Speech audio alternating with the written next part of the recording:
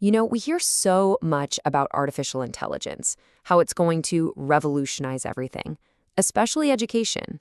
But what happens when that glossy promise from Silicon Valley slams into the dusty reality of a place like rural Nepal? Well, that's the story we're digging into today. It's about that collision and what it teaches all of us about building tech that actually serves people. And to really get our heads around this, we're going to start with this powerful idea from UNESCO. Look, this isn't just some nice-sounding quote, it's a compass. It tells us that the whole point of technology, and especially AI, has got to be about empowering humans, the students and the teachers, not pushing them to the side. Keeping that human-centric view front and center, that's the key to everything we're about to talk about. So, here's our game plan. First, we'll look at the incredible global promise of AI. Then, bam, a serious reality check on the ground in Nepal. After that, we'll get into the nitty-gritty of the two biggest roadblocks, the digital and the human divides. And we'll wrap up by charting a practical, no-nonsense path forward. All right, let's start with the big dream. Around the world, AI is talked about as this massive game changer, a tool that could completely reshape how we learn, for the better. And it really boils down to three powerful concepts. First up, you've got personalized learning. And you can think of this as a kind of digital apprenticeship. For centuries, the absolute best education was one-on-one, right? A master craftsman guiding an apprentice. AI promises to bring that back, but at scale, with platforms that can adapt to every single student's pace, giving them a hand where they're stuck, and pushing them with new challenges when they're ready to fly. Then you have intelligent tutors. I love this analogy of a cognitive gymnasium. This is not about just sitting there and absorbing facts. No way. These systems are designed to be interactive, to pull students into a conversation, almost like a Socratic dialogue. They guide you with hints and questions to help you build real mental muscle and genuine problem-solving skills. It's a workout for your brain. And the third piece of the puzzle is automated assessment, or what you could call a diagnostic mirror. Just imagine finishing an assignment and getting instant, super clear feedback right then and there. That's the idea. AI can take care of all the routine grading, which does two amazing things. It gives students immediate insight into what they need to work on, and it frees up our teachers to focus on the stuff that really matters: mentorship, creativity, and deep thinking. Okay, that all sounds incredible, doesn't it? But now we've got to make a hard pivot. We're going to take that shiny global vision and drop it right into the middle of the complex, messy reality of Nepal's education system. And this is where the hype gets a very, very serious reality check. This right here is the central paradox of education in Nepal. On one side, you have this incredible success story. Getting 97% of kids into primary school, that is a monumental achievement. But then you look at the other side, and you see this profound failure of quality and equity. Just let that sink in. A child from a wealthy family is 5 times more likely to be on track with their learning than a child from a poor one. This tells you everything. Getting kids in the door is not the same thing as making sure they learn. And when you dig a little deeper, you find these massive hurdles that have nothing to do with technology. We're talking about deep-seated poverty and hidden costs that push kids out of school. We're talking about ongoing discrimination based on gender and caste. And look at this, a classroom culture that often prizes just memorizing facts over actually thinking critically. Then there's the language barrier. 123 languages spoken in the country, but textbooks, they're only available for 24 of them. So an AI tool that only speaks English is basically useless from the start. So all these challenges lead us to two fundamental bottlenecks, the two huge choke points that stop that AI dream from becoming real in a place like Nepal. First, there's the digital divide. That's the infrastructure problem. And second, the human divide. And that's all about capacity. So you'll often see these really impressive sounding stats, like this one, 91% internet penetration in Nepal. Wow, right?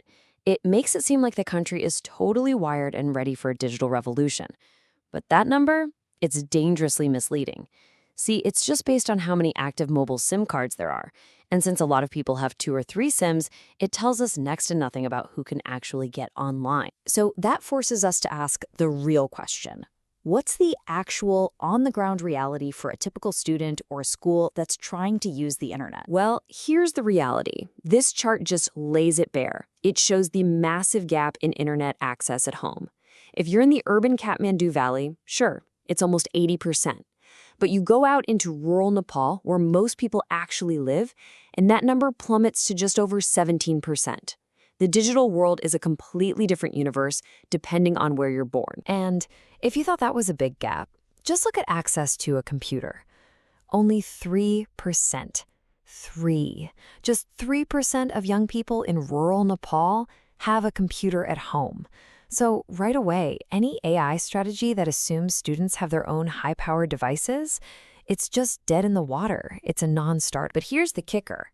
Even if you could magically snap your fingers and fix that whole infrastructure gap overnight, you would immediately run smack into an even bigger problem. It really comes down to this simple truth. The best tool in the world is totally useless if nobody knows how to use it. And that is the human bottleneck.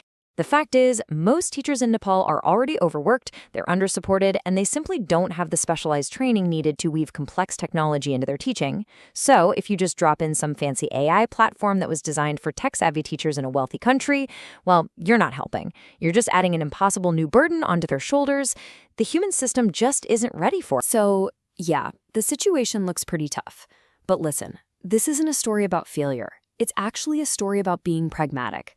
This whole reality check, it forces us to find a completely different path forward, one that's all about building technology on Nepal's own terms. And that leads us to a whole new set of design rules.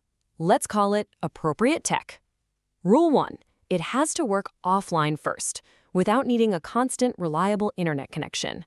Rule 2, it's got to be mobile-centric, designed for the phones that people actually have. Rule 3, it must be multilingual, built for the country's incredible linguistic diversity.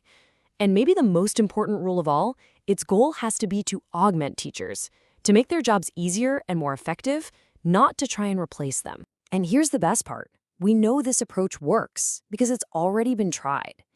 There was this pilot project in a district called Miyagdi that developed a simple offline AI assistant. It was designed to run on old, outdated computers. It was trained specifically on the local grade 10 curriculum, and it served as a helpful sidekick for both students and teachers. And guess what? It was a success, precisely because it was built for the reality of that classroom, not some idealized one in a brochure. Okay, so how do we make this the norm, not the exception? It has to start with policy. That means policymakers need to get a real picture of what tech schools actually have, not just rely on those misleading national stats. It means creating legally binding ethical rules for how AI is used. It means tying funding to equity. And, this is a big one, it means mandating that any educational software the government buys must work offline. Period. Now, for educators, you guys are on the front lines. Your role is absolutely critical.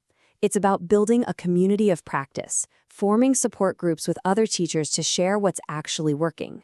It's about advocating to your local government for training that you actually need.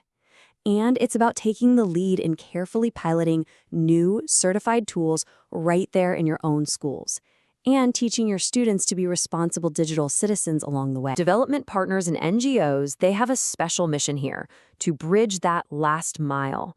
This means putting money into those riskier but essential pilot projects, things like solar-powered AI labs.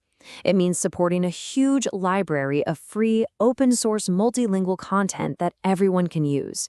And then, crucially, it means doing the independent research to prove what works and helping to scale up those successes with local governments. And finally, a direct message to the tech developers out there. Please stop parachuting in your one-size-fits-all solutions. The only path forward is to get in there and co-design your products with Nepali teachers from day one. You've got to be totally transparent about your data and your algorithms.